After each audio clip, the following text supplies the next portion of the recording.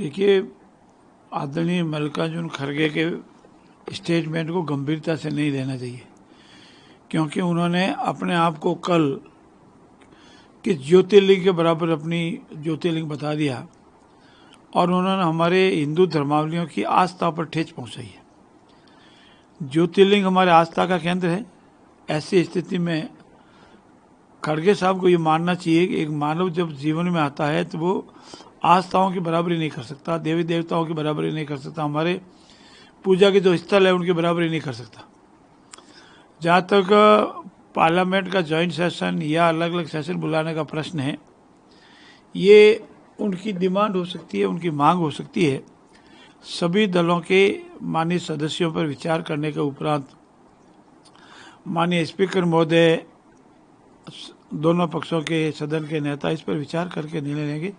यह हमारे स्तर पर इतनी ज़्यादा टीका टिप्पणी करने का हमको अधिकार नहीं है। इसलिए खड़गे साहब माननीय प्रधानमंत्री जी से, नेता प्रतिपक्ष से, सदन के नेता से और अन्य दलों के नेताओं से आग्रह करें और स्पीकर साहब ठीक समय के सदन बुलाएंगे, इसमें कोई बड़ी बात नहीं है।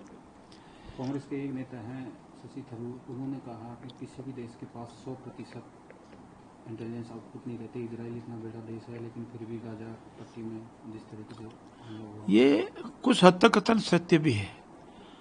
कितना भी बड़ा देश है, अमेरिका हो, उसमें भी 26/11 का हमला हुआ, इजराइल है उसमें भी हुआ, हिंदुस्तान में भी 2 बार बम गिराए गए या बम ब्लास्ट हुए।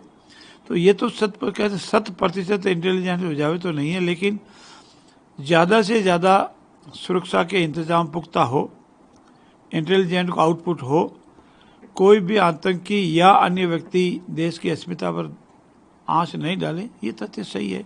इसलिए हमारी जो जांच एजेंसियां है, हमारी जो एजेंसियां है, उनको और सतर्क करने की आवश्यकता है।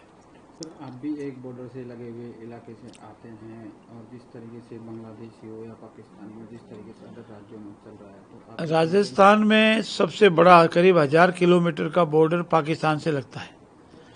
इसलिए राजस्थान सामरिक दृष्टि से सीमावर्ती स्थान पर होने से उसका विशेष सतर्कता बढ़ने की आवश्यकता है। इससे मुख्यमंत्री आदरणीय भजनलाल जी ने और हमारी पुलिस ने विशेष सतर्कता के निर्देश भी दिए हैं, रेड अलर्ट जारी किया है। हमारी पैरामिलिट्री फोर्स है, बीएसएफ है, पुलिस है, आरएसी है, सभी सतर्क है और जो कोई भी अवांछित गतिविधि कहीं भी नजर आती है उसको ट्रेस किया जाता है, जांच की जाती है और दोषी है तो उसके अनुसार ही कार्रवाई की जाती है। मुझे पूर्ण विश्वास है कि राजस्थान में ऐसी कोई अवांछित गतिविधि नहीं होगी। सर, भारत में कई बड़े बड़े लोगों के इधर उधर के बयान आते हैं जिससे पाकिस्तान अपने सरकारी हैंडलों का उनका उपयोग करता है, जिस तरीके से भारत की छवि को। भारत सरकार ने ऐसे सारे हैंडल को रोक लगाई है और मेरा सभी से आग्रह है, विनम्र प्रार्थना है कि हम ऐसा कोई अपने सोशल मीडिया पर ऐसा कोई स्टेटमेंट वायरल नहीं करें, ऐसा कोई संदेश या ऐसे कोई पोस्ट नहीं करें जो हमारे देश में किसी भी धार्मिक भावना को ठेस पहुंचाती हो या आंतरिक सुरक्षा को खतरा पैदा करती हो। मेरा नम्रता से निवेदन है कि हम सब भारतवासी हैं, हम साथ एक हैं और हमारे देश पर कोई आंच आती है, जिस तरह से पूरा देश और विश्व आज भारत के साथ खड़ा है, उसी तरह से भारत के साथ खड़ा रहे। भारत में ही हमारा सबका भला है और भारत की अस्मिता ही हमारे लिए सबसे महत्वपूर्ण जरूरी है। कल सर एक कर्नाटक में वीडियो देखने को मिला, सिद्धरामैया जो मुख्यमंत्री है उनके सामने किसी कोई बीजेपी के कार्यकर्ताओं ने काले झंडे दिखा दिए थे सभा में, तो उन्होंने अफसर को मंच पे बुला के और मारने की धमकी दी। मेरा पहले भी ऐसा नम्रता से निवेदन रहा है कि राजनीति में क्षेत्र में काम करने वाले जनप्रतिनिधियों को अपने व्यवहार, अपनी वाणी से संयम रखना चाहिए।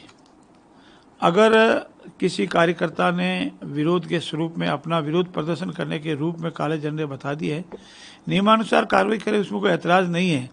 लेकिन मंच पर किसी अधिकारी को बुलाकर धमकाना, मारने का कहना, ये एक कार्यकर्ता के लिए भी ठीक नहीं है और जनप्रतिनिधि के लिए ठीक नहीं है और सिद्धरामैया जैसे बड़े लीडर के लिए तो किसी भी रूप में ठीक नहीं है। हम इसके व्यवहार की निंदा करते हैं।